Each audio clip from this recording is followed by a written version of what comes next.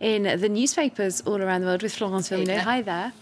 Now we're going to start off very, very far from here with the situation in the Philippines. We've been following this for quite some time. Fighting continues in Marawi. That's the city where militants claiming allegiance to the Islamic State group have taken over parts of the city more than 3 weeks ago now.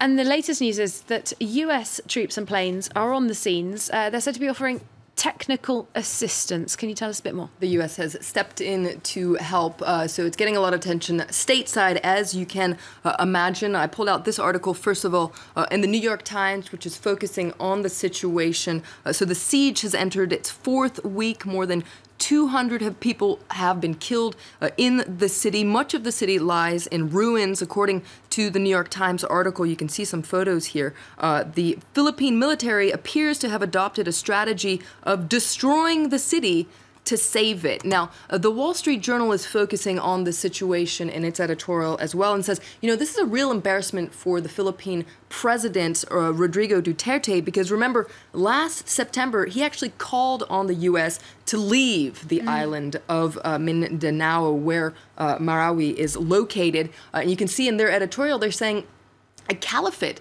is growing in the Philippines. Can Rodrigo Duterte swallow his pride and ask for more U.S. help? According to this editorial, it's very important to get a grasp on the situation because there's a risk of destabilizing the wider region. So that's how some American publications see it. What about the Philippine press? Well, it's a huge story, as you can imagine, in the Philippine press. I just pulled out a couple of articles. This is an opinion piece in the Philippine Star, which is applauding Duterte for being pragmatic and accepting this helping hand from the United States. The Philippines remains one of the most pro-American countries, according to this article. No amount of Duterte's profanity-laced speeches against the United States, and not even the antics of President Donald Trump, will change that. So pointing out that though the relations might have been a little bit rusty recently, they're still depending on their ally. And just looking at this story, just stepping back and looking at it more broadly, we know that the United States stepping in to help the Philippines, but who's backing the jihadists? Well, that's what this editorial wants to know in the Philippine Star. In fact, you can see this cartoon here that's looking at Muate, so that's the name of that jihadist group that's pledged allegiance to the Islamic State group. You can see that weapon being discharged of all its ammunition, and this mysterious hand handing down another weapon. Who is arming them?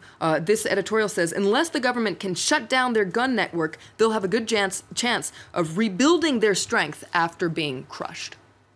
All right, a story that we should certainly keep a very close eye on over the next few days and weeks, I'm sure. Moving on to other news, though, the French President Emmanuel Macron, he's going to be heading to Morocco today for a 2-day visit. Now, the Élysée Palace was careful to note that he's accepting a personal invitation from the king to establish contact. Very careful diplomatic wording. Careful wording because it's a very careful balancing act for France.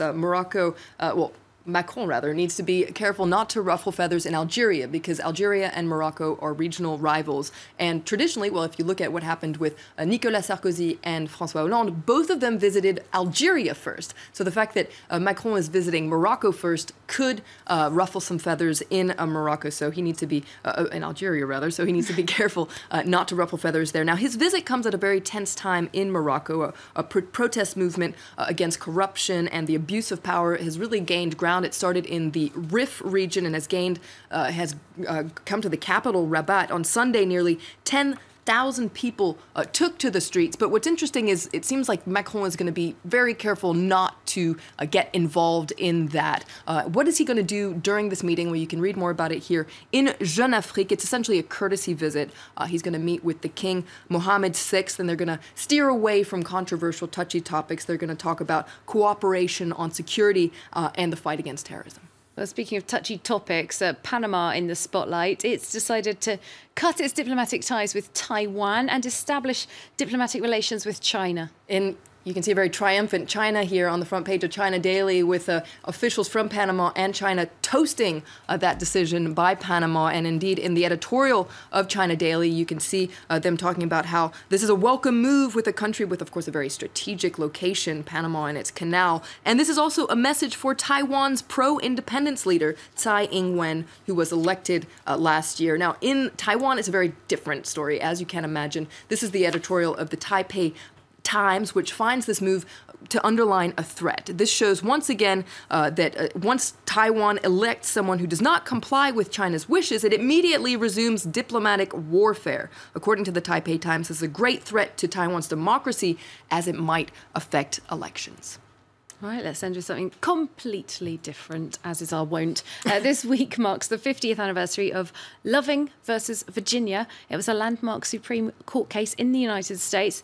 It invalidated state laws that restricted interracial marriages. And there's a really interesting report and, I guess, investigation in the New York Times today. Essentially, the New York Times asked its readers to share their experiences about being in a mixed-race relationship, and they got more than 2,000 stories in just a few days. So there's a long list of them. I pulled out just a couple. You can see here Barb and Matt Ruse, who got married in 1992. Luckily, we were young, bullheaded, and foolish. You can see this is another couple that got married in 2016. Many of these couples have very moving stories, proving that, though it's been 50 years, a lot of work remains to be done. There's one quote, for instance, that says, "I've learned that most people are tolerant, but it's very different from being accepting." So you can see some of these photos here. It's a really interesting piece I recommend. And so lovely to see all those people's wedding photos as well. Don't they all look happy? Thanks very much. Flo Villamino there with our International Press Review.